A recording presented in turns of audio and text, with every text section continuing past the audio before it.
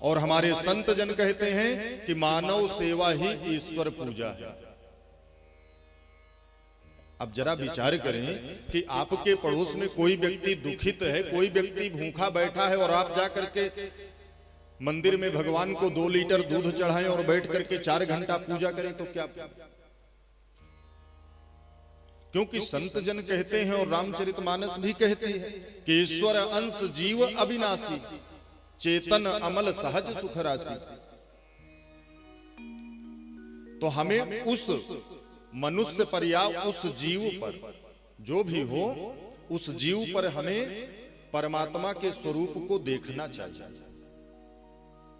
और जिस दिन हमारे मन में ये भावना उत्पन्न हो गई, ये भाव जागृत हो गया कि सीय राम मैं सब जग जानी और करहु प्रणाम जोरी जुग पानी, जिस दिन हमारे मन में ये भावना जागृत हो गई, हमारे मन में और हमारे नेत्र में, संसार में अपनी पत्नी के अतिरिक्त जितनी भी मात्र शक्तियां हैं, जिस दिन हमारी दृष्टि में मां भगवती पराम्बा जगत जननी जानकी जी का स्वरूप उनमें देखने को मिलने लगे, तो समझ लीजिए कि राम राज्य स्थापित हो गया और हम राम राज्य में जी रहे हैं।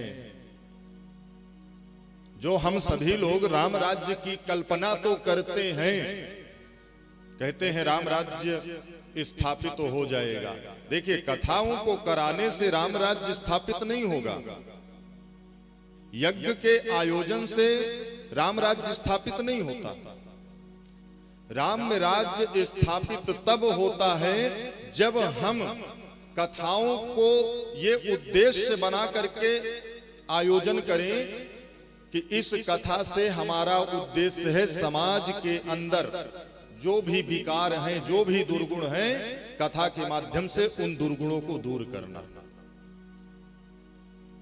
कथाओं का आयोजन का उद्देश्य ये होना चाहिए। कथा हम सुनते हैं, सुन करके अपने जीवन में उतारे और जो भी दुर्गुण हो उन दुर्गुणों को धीरे धीरे धीरे धीरे करके समाप्त कर दें, तब तो हमारा कथा सुनना सार्थक है।